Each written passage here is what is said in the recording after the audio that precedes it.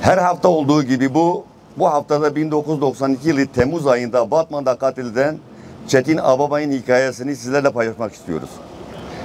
Çetin Ababay 1992 yılının Mayıs ayı başlarında Özgür Halk Gazetesi'nin Batman temsilcisi olarak çalışıyordu. Defalarca kez gözaltına alınan Çetin Ababay 29 Temmuz 1992 günü saat 19.30'da evine giderken saldırıya uğradı. İkisi 18-19 yaşlarında, biri 25 yaşlarında olan 3 saldırgan daha sonra Çetin Ababay'ın yanındaki arkadaşına da ateş etmek istedi. Ama silahla tutuklu yapınca kaçırdılar. Kurşunlanarak ağır yaralanan Çetin Ababay, Batman Devlet Hastanesi'nden ilk müdahalenin ardından kaldırıldı. Diyarbakır Üniversitesi Tıp Fakültesi Hastanesi'nde 30 Temmuz 1992 günü saat 10'da yaşamını yitirdi. Kardeşi Gülistan Abay şu satırlarla Çetin Ababay'ı anlatıyor. Ağabayım benden 10 yaş büyüktü. Onu bütün Batman severdi. Çok espriliydi ve fedakardı. Kışın bir seferinde eve yırtık ayakkabılar ve ince bir gömlekle gelmişti. Ne olduğunu sorunca kıyafetlerini ve ayakkabılarını ihtiyacı olan birine verdiğini anlatmıştı. Bir seferinde de ağabeyimin bir ay para biriktirip arkadaşının ailesine bir çuval un aldığını duymuştum. Çocukluğundan beri politik mücadele içinde yer aldı. Daha lise 2. sınıfta 16 yaşındayken tutuklandı. Siirt'te jandarmada 6 ay tutuldu. O dönemde ağabeyim ellerinde olduğunu kabul etmediler ve kimseyle görüştürmediler. Sonra Diyarbakır cezaevine gönderildi ve 5 ay kaldı. Annem o dönemde cezaevine ziyarete gittiğinde ağabeyini tanıyamamıştı.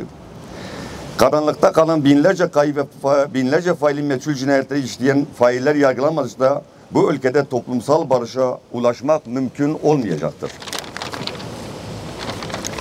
İnsan Hakları Derneği olarak yıllardır sürdürdüğümüz eylem ve etkinliklerle yakın tarihimizde işlenen faili meçhul cinayetlerin aydınlatılması, faillerin bulunması ve yargılanması konusunda tüm kamuoyunu ve yetkilileri duyarlılığa davet ediyoruz.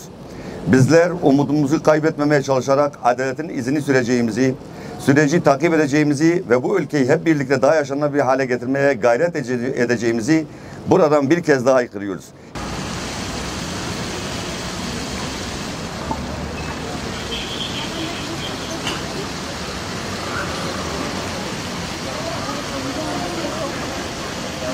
Bizler insan hakları savunucuları olarak bugün burada gencecik bir öğretmenin katledilmesinin hikayesini anlatmayı kendimize zul görüyoruz.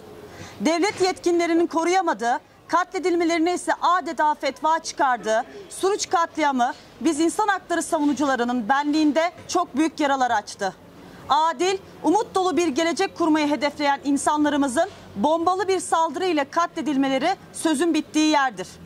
Etkin bir soruşturma yapılmadığı gibi bu katliamı gerçekleştiren zihniyet ülkenin başkentinde adil bir yaşamı savunan insanlarımız da katletti. 184. haftamızda Suruç'ta katledilen Süleyman Aksu'nun akıbeti için bir aradayız. Tüm dünyanın gözü önünde hiçbir düş yarım kalmayacak diye yola çıkan 33 insanımız bombalı saldırıda hayatlarını kaybettiler. Süleyman Aksu 22 Ocak 1990'da Yüksekova'da 10 çocuklu bir ailede dünyaya geldi.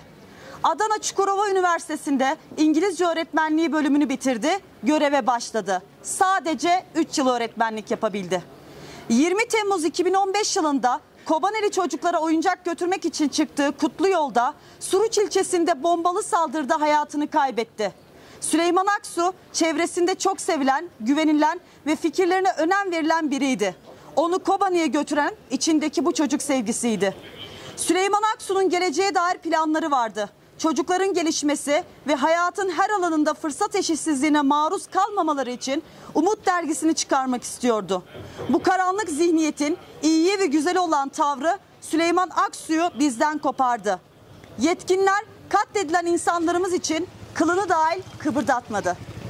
Etkin bir soruşturma yürütülmedi, birbiriyle bağlantılı katillerin izi sürülmedi ve insanlık onurunun bu derece yerlerde sürüklenmesi namına tüm bu hastalıklı zihniyete göz yumuldu. Süleyman Aksu ve düş yolcularının hayatlarına kastedenler hala aramızdalar. Bizler Süleyman Aksu ve arkadaşların katledilmelerine karşı her zaman adaleti savunacağız. Henüz hayatlarının baharında hayatlarını kaybeden düş yolcularının müsebbitleriyle adil bir yargı sistemi karşısında elbet hesaplaşacağız. Hiçbir düşün yarım kalmaması için sesimizi yükselteceğiz. Suruç için adalet talep etmeye devam edeceğiz.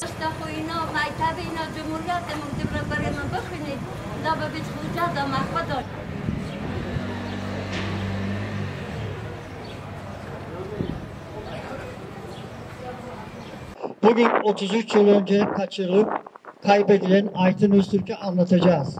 Öztürk ailesi Dersim'de yaşıyordu. Tunceli İl Özel İdaresi'nde şef olarak çalışan baba Hıdır Öztürk, Mayıs 1992'de Tunceli İl Jandarma Komutanı Mustafa Sabri Yazgan Kıran tarafından 3 kızı ile birlikte alayı komutanlığına çağrıldı. Albay aklınızı başınıza alın şeklindeki tehditlerin ardından onları polis Ahmet diye bir kişiyle tanıştırdı. Albayın tanıştırdığı kişi aslında MİT ve JITEM adına çalışan Yeşil Kod adlı Mahmut Yıldırım'dı. Yıldırım 3 kardeşi sorguladı, telefon ve adres bilgilerini aldı. Bu olaydan kısa bir süre sonra hemşire ve mühendis olan kardeşler Dersim'den sürüldü. Hıdır Öztürk'ün Dersim'de kalan kızı Ayten Öztürk, Mazgirt ilçesine bağlı Akpınar'daki Tunceli İl Özel İdaresi'ne ait bir fabrikada çalışıyordu. 27 Temmuz 1992 akşam mesai çıkışı sonrası içinde 4 kişi bulunan beyaz bir arabayla kaçırıldı.